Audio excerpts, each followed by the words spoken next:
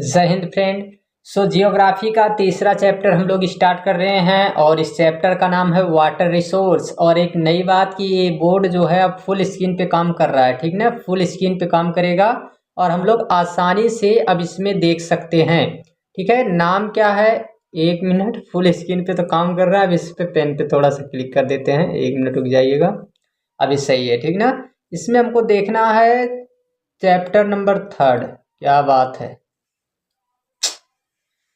पहले ही शुरुआत हो चुका है जो करना चाह रहे हैं। अभी सही है। इसमें हमको देखना क्या है, इसमें हमको देखना है चैप्टर नंबर 3, ठीक है।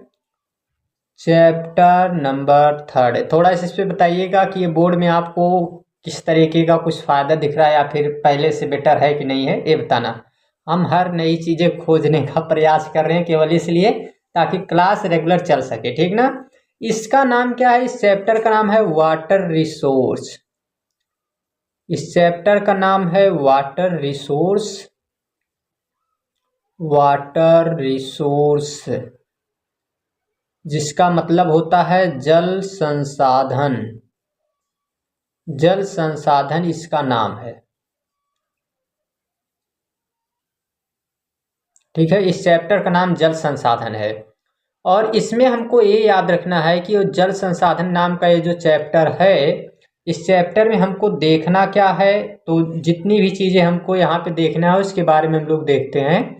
सबसे पहली बात इसमें क्या ध्यान देना है, हमको हमको ये देखना है कि जो हमारी पृथ्वी है ना, ये हमारी अर्थ है, ठीक है। इसको हम लोग देख रहे हैं कि ये क्या है, ये हमारी अर्थ है और इस अर्थ पे, ठीक है, यही है हमारी अर्थ जिसको हम कहते हैं धरती मैया, ठीक है।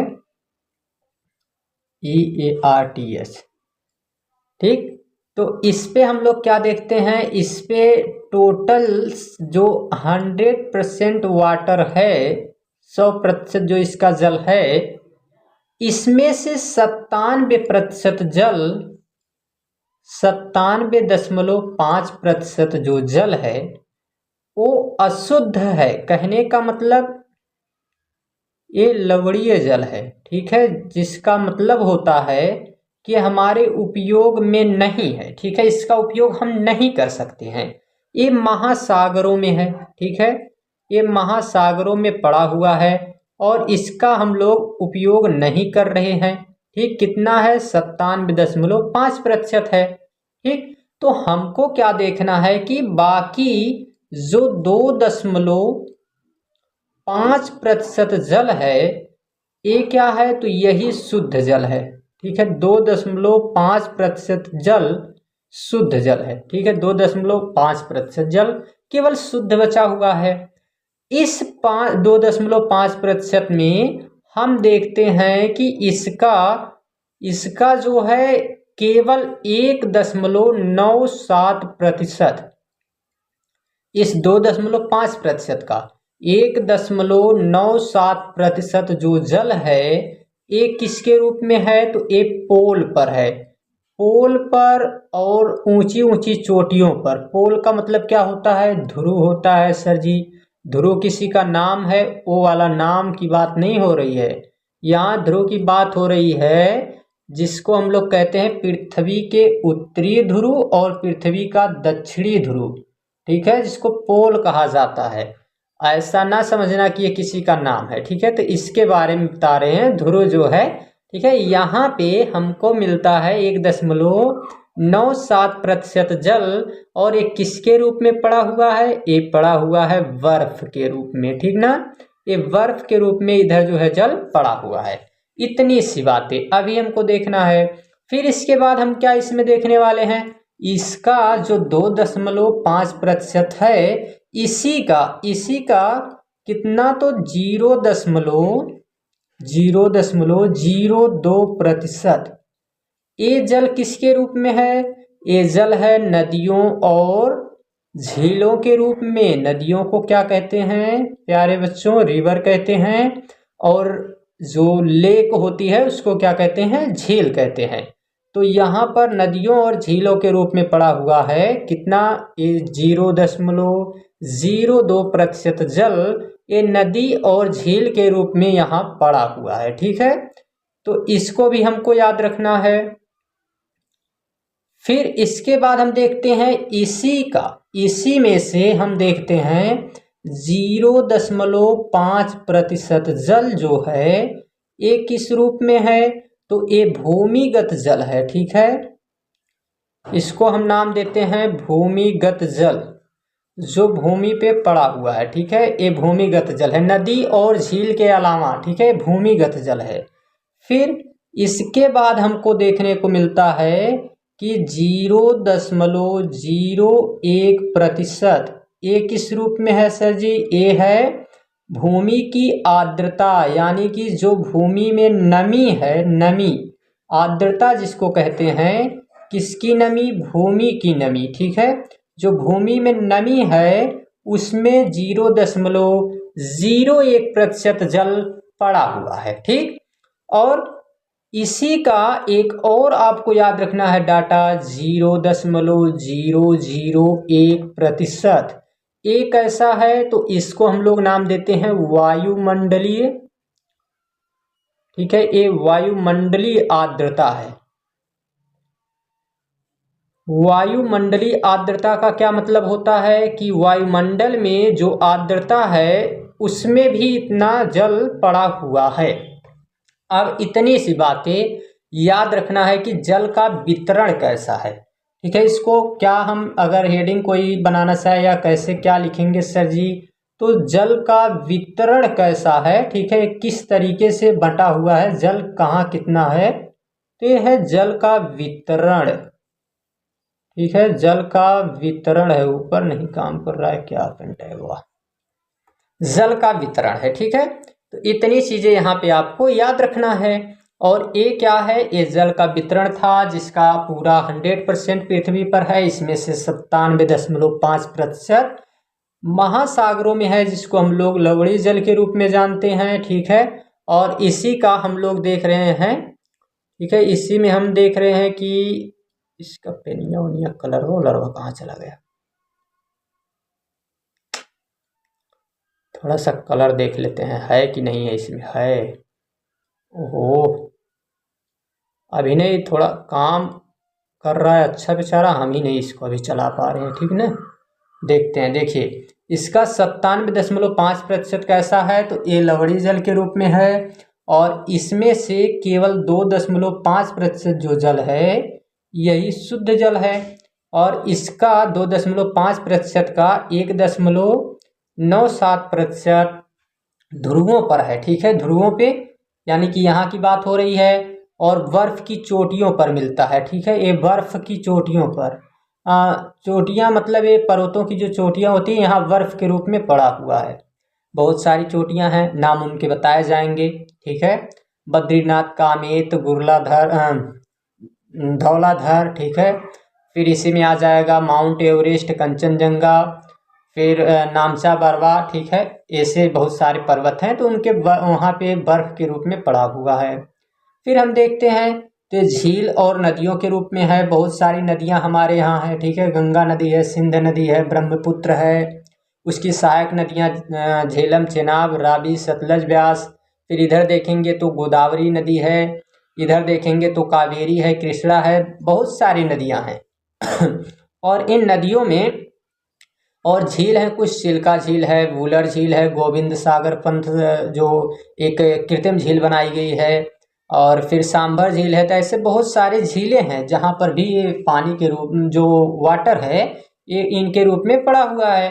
फिर यहीं पे हमको भूमिगत जल मिलता है। ठीक है, जो किसी नदी और इस तरीके से झील में नहीं है, लेकिन फिर भी कई जगह है, तालाब वगैरह में पड़े हुए हैं ऐसे। ठीक है, तो इनको भूमिगत जल कहेंगे। अब जो है नमी भूमि की कैसी, मतलब इसका क्या है, जब हम देखते हैं मिट्टी, तो मिट्टी में कुछ नमी दिखाई देती है, और उसे नमी को क्या नाम दिया जाता है, वो है मिट्टी की आर्द्रता। ठीक है, तो वहाँ पर भी जल पाए जाते हैं, कितना, 0.01%। और इसी का 0.001% जो जल है ये कहाँ पाया जाता है सर जी? ये पाया जाता है वायुमंडलीय आर्द्रता के रूप में। यही था जल का वितरण। ठीक है, आई होप आपको समझ आया होगा।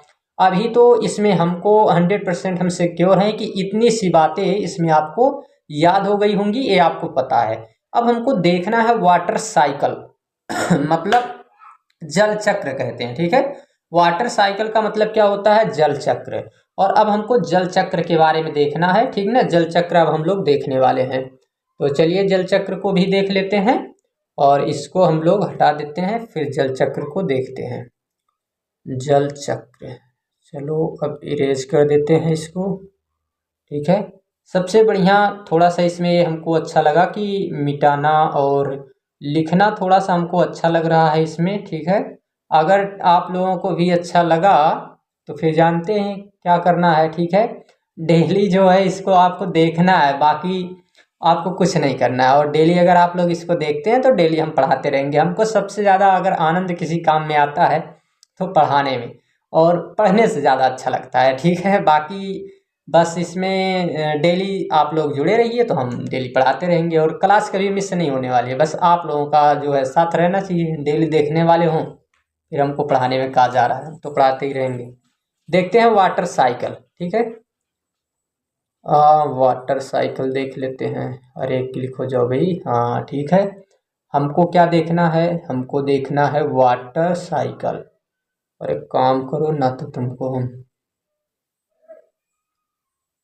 वाटर साइकिल, इसको क्या कहते हैं सर जी? हिंदी थोड़ा बताइए। हिंदी में कहते हैं जल, वाटर को, और इसको साइकिल को कहते हैं चक्र, जल चक्र। जबकि सभी लोग जानते हैं, इतने ज़्यादा वो बातें नहीं हैं, सब बेचारे बच्चे बड़े समझदार हैं और इनको पता है इसको कहा जाता है जल चक्र। ठीक ना?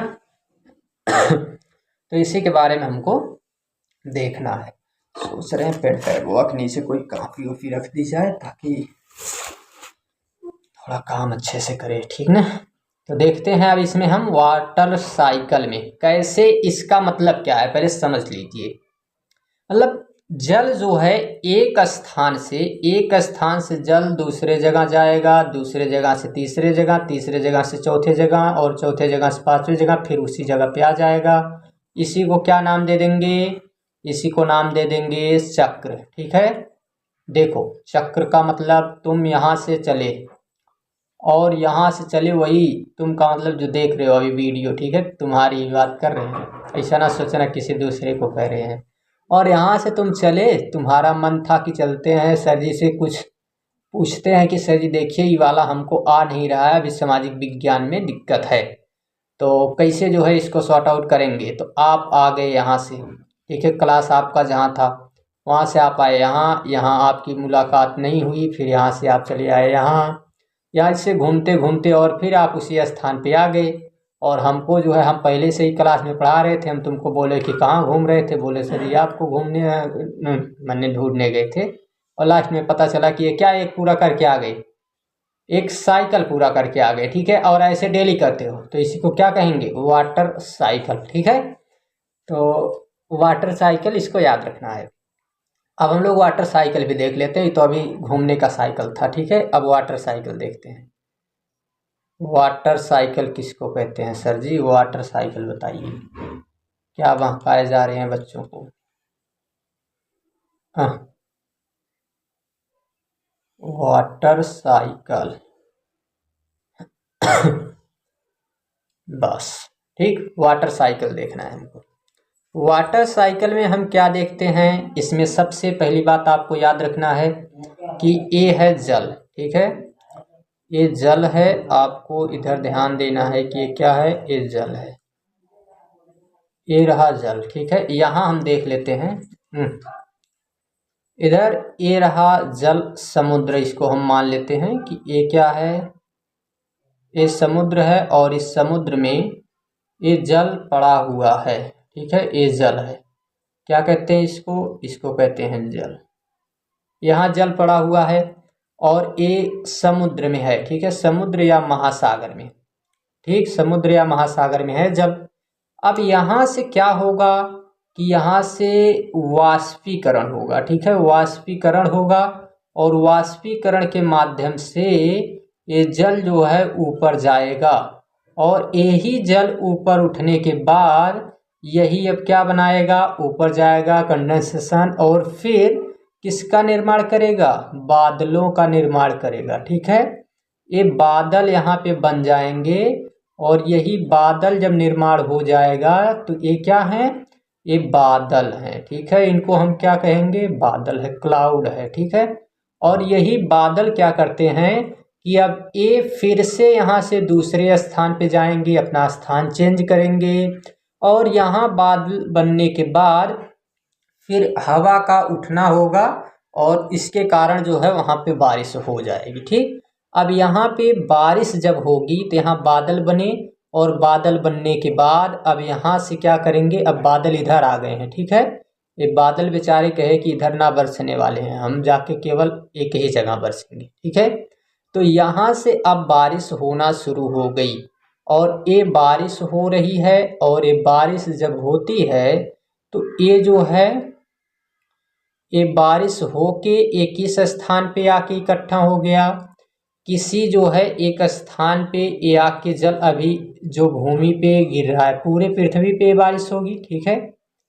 ये पूरे पृथ्वी पे बारिश हो रही है, मतलब पूरे पृथ्वी का मतलब है कि पूरे काफी जगह ये बारिश हुई है, ठीक है। अब ये बारिश जहाँ हुई है ये मैदानी क्षेत्र था, इस मैदानी क्षेत्र पे बारिश हो गई।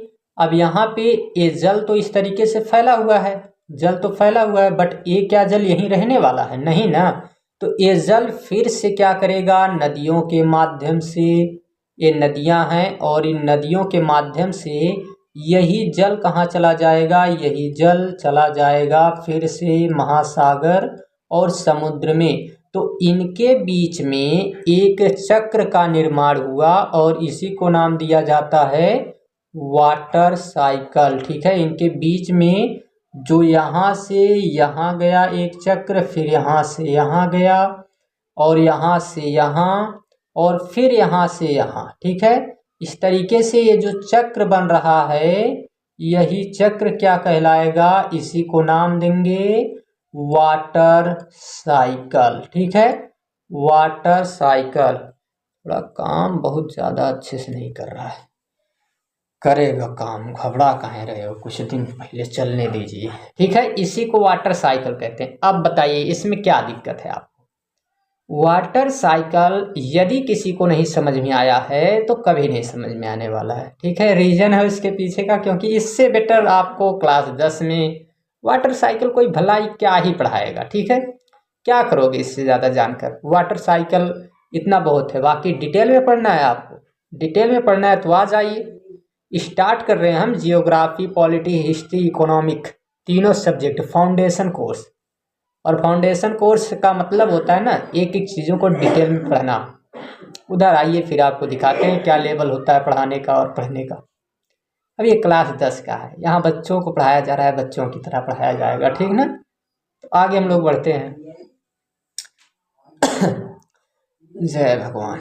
आगे बढ़ते हैं हम लोग। इसमें अब वाटर साइकिल कंप्लीट हो गया, ठीक है। अब क्या देखने वाले हैं सर जी, वाटर साइकिल तो आपने कंप्लीट कर दिया और समझ भी हमको आ गया है अच्छे से। अब आप क्या पढ़ाने वाले हैं, तो वाटर साइकिल अभी हो गया है, अभी बहुत सारी चीज़ें बची हैं। तो अब हमको क्या पढ़ना है, अब हमको देखना है इधर। चलिए आगे पढ़ लेते हैं हम लोग, अभी कैसे रुक जाएंगे, अभी तो पढ़ना ही है। तो इसमें अब हमको क्या देखना है, अब हम देखेंगे कि सबसे पहले तो हम बात करेंगे, ये है हमारा बेचारा भारत, ठीक है। बेचारा भारत कहने का मतलब ऐसा नहीं है कि किसी से कमज़ोर है, नहीं, अच्छा देश है, हमारा देश है, अच्छा रहेगा ही, ठीक है। तो इसके बारे में आज हमको देखना है कैसा बन रहा है आज भारत, अच्छा नहीं लग रहा है और इस पे इतना ज़्यादा अच्छा नहीं बनेगा। ये बोर्ड हम अभी पेन टैब पे बना रहे हैं और पेन टैब पे एक फुल स्क्रीन वाला पहली बार चला रहे हैं। ओहो, घोर ये सही ना बन रहा है, ठीक। इससे अभी हटाते हैं।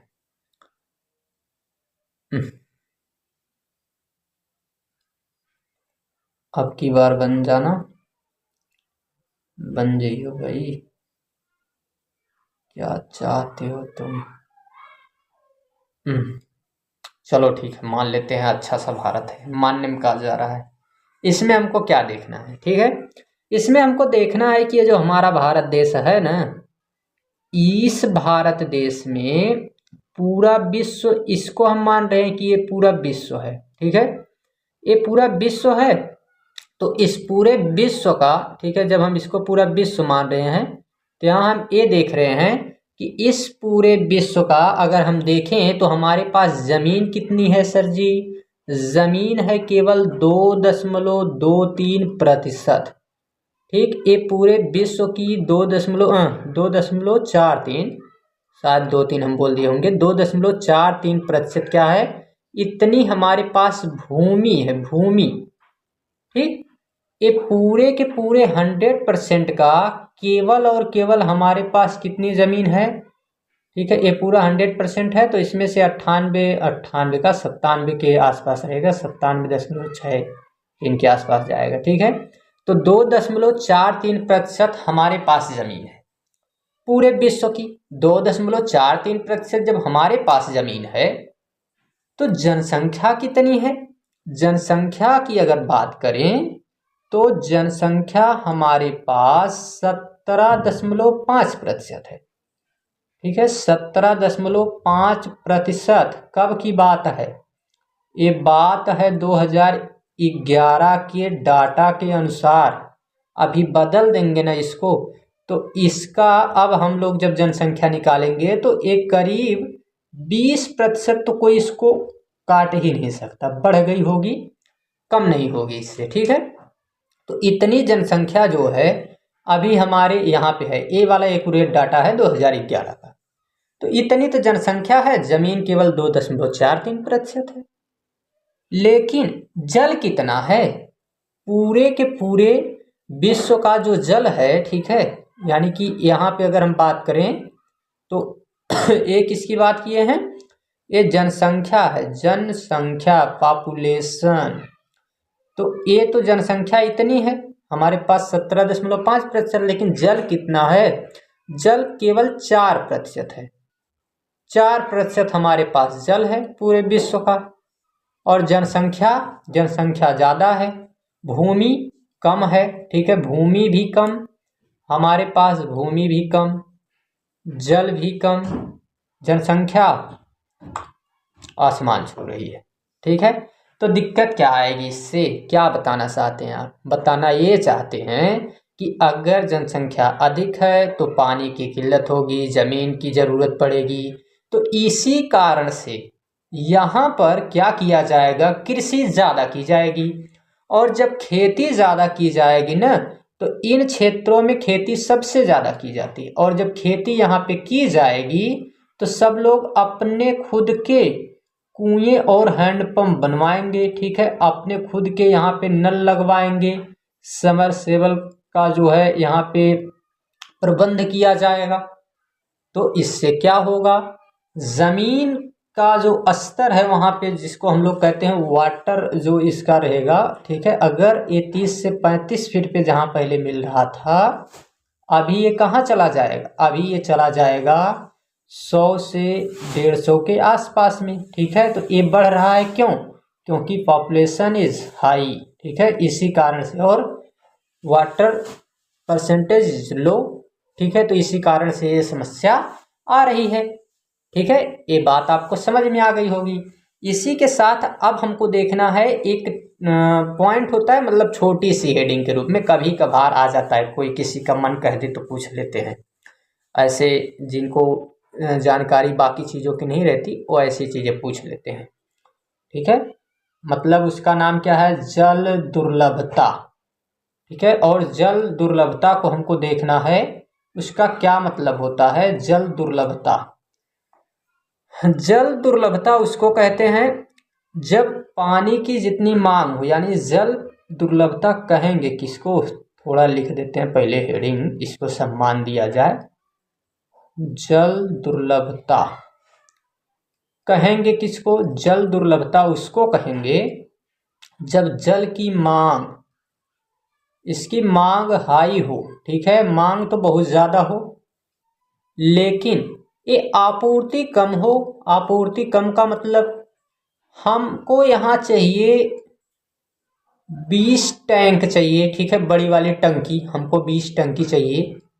अब 20 टंकी की जल की ज़रूरत हमको है और दे कितना रहे हो? खाली 2 टंकी की, चलिए आज इतने में काम चला लीजिए।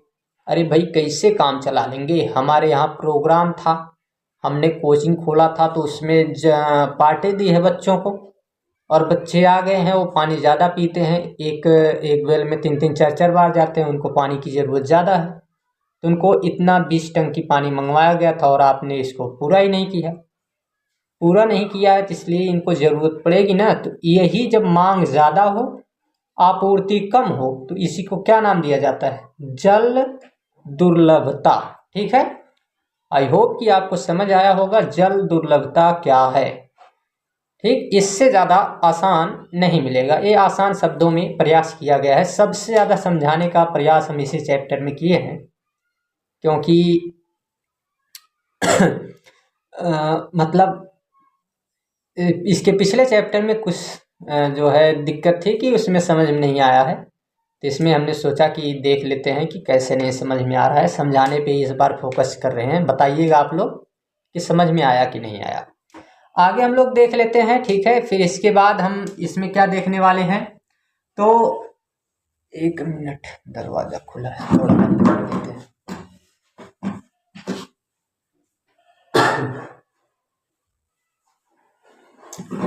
डोर इज ओपन, खुला ही रह गया था, ठीक ना।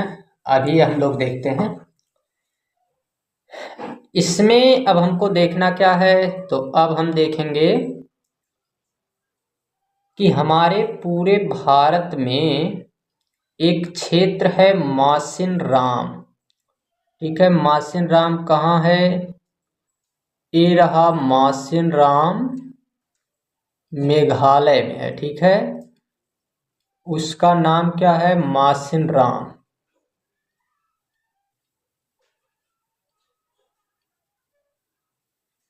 यहाँ पूरे भारत में सबसे अधिक वर्षा होती है, सबसे अधिक वर्षा इसी स्थान पर होती है, सबसे अधिक वर्षा, ठीक है। और यहाँ सबसे अधिक वर्षा होने का रीज़न क्या है? एक है खासी पहाड़ी, ठीक, ऐसी खासी पहाड़ी है, मतलब गले की जैसी दिखती है, और जब मानसून इसमें एक बार प्रवेश कर गया तो इसमें से तभी निकलेगा जब तक इस क्षेत्र में बाढ़ ना आ जाए, ठीक है। इसका नाम क्या है? इसका नाम है खासी पहाड़ी।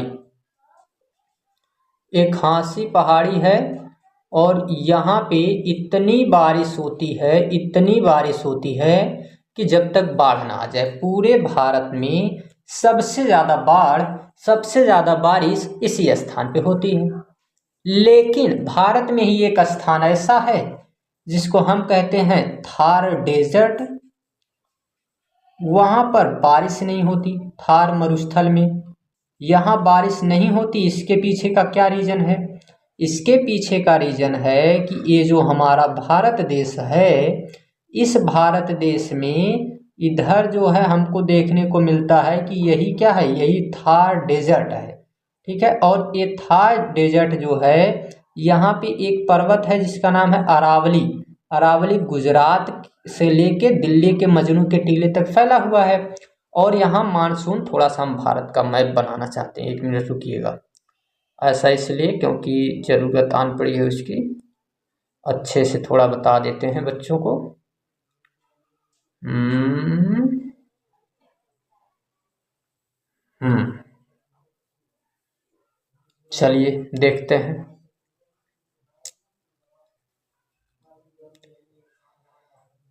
भारत देश है मेरा, कुछ बात है कि हंसती मिटती नहीं हमारी, सदियों रहा है दुश्मन शौर्य जहां हमारा। ठीक, इसी देश की बात हो रही है। और बेइज्जती करा दे रहे हैं। इस पे मैपवा ना सही बन रहा है, ठीक है।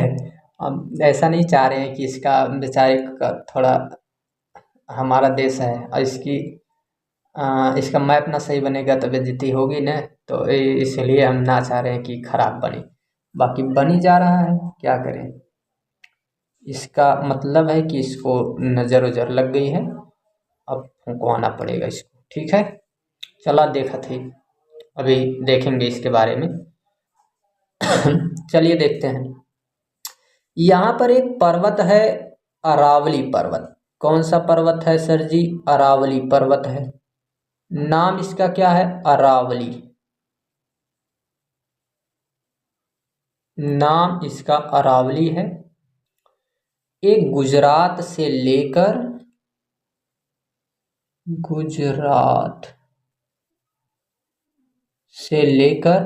दिल्ली में एक स्थान है जिसका नाम है गुरुद्वारा है। समझना नहीं कुछ दूसरा, नाम खाली इसका सही नहीं है। मजनू का टीला, अच्छा नाम नहीं है।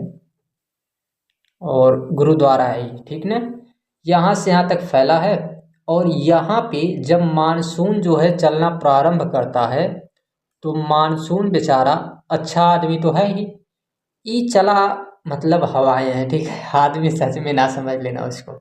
इधर से हवाएं चलना प्रारंभ की और ये दो भागों में बटेंगी। एक तो VOV बंगाल की खाड़ी, दूसरा अरब सागर में, अरब ओशियन में। दो भागों में बटी और बटने के बाद ये हवाएं ऐसे भारत में प्रवेश की और यहाँ जाने के बाद ये मासिन राम में मुलाकात हो गई खासी की पहाड़ी से। झमाझम बारिश हुई इधर, और बारिश होने के बाद अब ये जो है यहाँ पे हिमालय पर्वत भी था। यही हिमालय पर्वत जो है इधर उठा के थोड़ा रख दिया गया था, ठीक है। तो इसके कारण से अब जो है इधर ये घूम जाएंगी हवाएं। और इधर घूमने के बाद यहाँ पे अरावली पर्वत को देखेंगी तो यहाँ भी बारिश कर देंगी, ठीक है। किसी को ये लोग खड़े देख के वहाँ थोड़ा सा सोचते हैं कि डांस कर लिया जाए, तो उसी के चक्कर में बारिश हो जाती है। अब इधर बारिश हो गई तो यहाँ बारिश होने के कारण इस स्थान में मिल जाएगा मैदान, यहाँ पे मैदानी क्षेत्र हो जाएगा, ठीक है। इधर जो है क्या हो जाएगा? इधर हो जाएगा मैदानी क्षेत्र, ठीक है। यहाँ पे क्या होगा? यहाँ मैदानी क्षेत्र है। जैसे कौन कौन से मैदान है सर जी, कुछ बताइए नाम वाम उनका। तो जैसे नाम है उनका जयपुर, और इसी का एक और नाम है उदयपुर।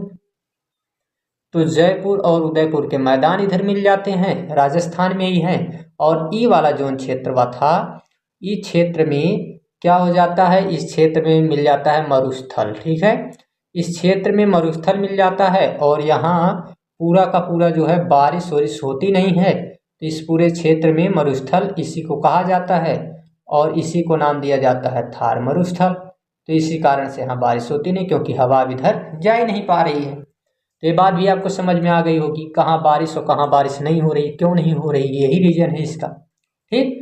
अब जाके हमको देखना है बहुउद्देशीय परियोजना, मल्टीपर्पज प्रोजेक्ट, ठीक। मल्टीपर्पज प्रोजेक्ट, बहुउद्देशीय परियोजना। अब इसमें कई परियोजनाओं के बारे में हमको देखना है। भाखड़ा नांगल परियोजना, दामोदर घाटी परियोजना, तो इन सभी परियोजनाओं के बारे में हम लोग देखते हैं, ठीक है। सबसे पहले तो परियोजना, बहुउद्देशीय परियोजना कहते किसको हैं, उसके बारे में हम लोग देखते हैं। फिर जो है आगे बढ़ेंगे एक एक परियोजना के बारे में। तो सबसे पहले हम लोग परियोजना देखेंगे, ठीक है। बहुउद्देशीय परियोजना कहते किसको हैं, आइए देखते हैं हम लोग बहुउद्देशीय परियोजना क्या है और किसे कहा जाता है, ठीक। तो देखिए ध्यान से देखना है। मल्टीपर्पज जो प्रोजेक्ट है जिसका नाम है मतलब बहुउद्देशीय परियोजना, अभी लगता है ना काम करे, एक मिनट जाना नहीं है आपको, अभी अभी तो बहुत काम करना है इधर। बहुउद्देशीय, अरे दिमाग खराब है इसका।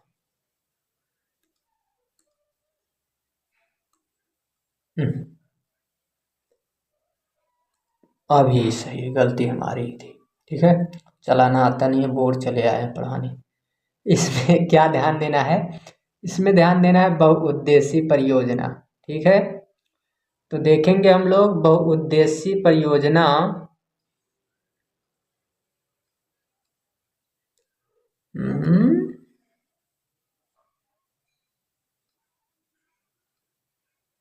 बहुउद्देशीय परियोजना, इसका मतलब क्या होता है?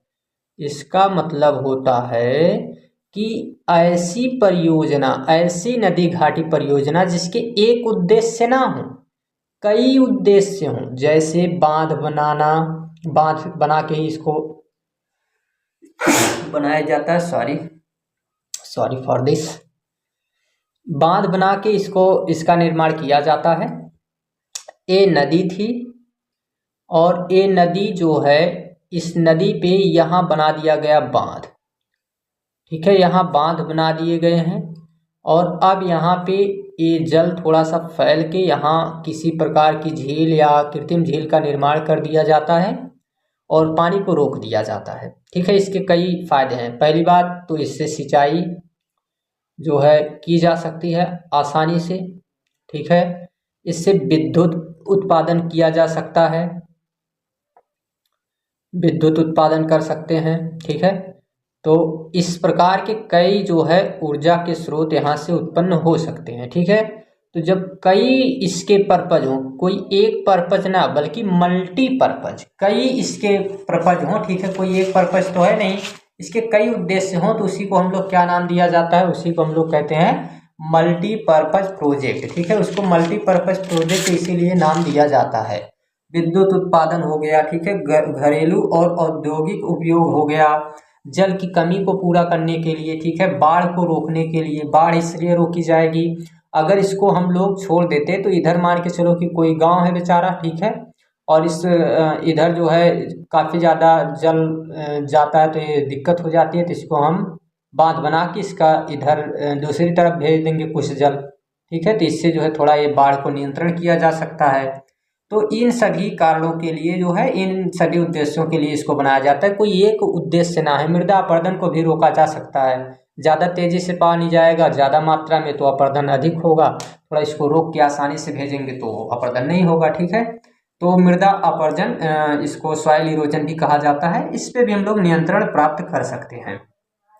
तो इसी को नाम दिया जाता है बहुउद्देशीय परियोजना। अब बांध मतलब, बांध का मतलब ये होता है कि बांध कहते किसको हैं? तो बांध मतलब जल रोकने और उसकी दिशा बदलने के लिए। ठीक है, बीच में जो बहाव को कम करने, उसकी दिशा बदलने और जल को रोकने के लिए जो एक बाधा खड़ी की जाती है ना, उसी बाधा को ही क्या नाम दिया जाता है? बांध कहते हैं। ठीक है, बाधा मतलब बांध, उसी को हम लोग बांध कहते हैं। जैसे देखो, अभी तुम जा रहे थे, ठीक है, और बीच में कोई जो है, तुमको घर जाना था और बीच में रास्ता रोक दिया ट्रक वाला। ठीक है, अब तुमको जाना ही नहीं है, वो बाधा एक बन गई, उसी को हम लोग बांध कह सकते हैं। मतलब वो एग्जाम्पल थोड़ा सा अच्छा नहीं लगा, ये वाला मतलब बांध वाला, ये परिभाषा याद रखना है बस, एग्जाम्पल। आगे हम देखते हैं एक एक परियोजना के बारे में। अभी देखते हैं समय इसमें कितना हुआ है।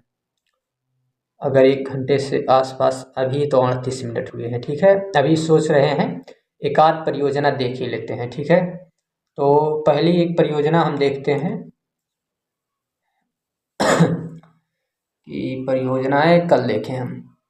चलो ठीक है, कल देखते हैं। ठीक ना, परियोजना अब हम कल देखेंगे और एक एक परियोजना के बारे में देखेंगे। ठीक ना, बहुउद्देशीय परियोजनाओं के बारे में कुछ लोगों का ऑफलाइन क्लास में कहना था सर जी इसको पढ़ा दीजिए, वहाँ नहीं पढ़ाए थे, बट यहाँ पढ़ाया जाएगा। एक एक परियोजनाओं के बारे में हम लोग देखेंगे। ठीक ना, अभी ये क्लास आप बताइएगा कि कैसी लगी आपको ये क्लास, और हमें तो काफ़ी अच्छा आज लगा है। ठीक है, क्योंकि फुल बोर्ड था, एकदम मस्त होके पढ़ा रहे थे और हमको भी अच्छा लग रहा था इसमें थोड़ा सा। ठीक है, काफ़ी अभी तक थोड़े थोड़े हमको सुधार दिख ही रहे हैं, और ऐसे ही साथ बना रहा तो फिर सुधार दिखेंगे। बाकी अगर ज़्यादा बोले हो हम तो फिर जानते हैं क्लास में जैसे उसी तरीके से इसमें भी बोलते रहते हैं, क्या आ जाए। जिनको वो स्किप कर सकते हैं, ठीक ना, कोई दिक्कत नहीं है। तो thanks, take care, bye bye, मिलते हैं अगले वीडियो में। तब तक के लिए बाय बाय।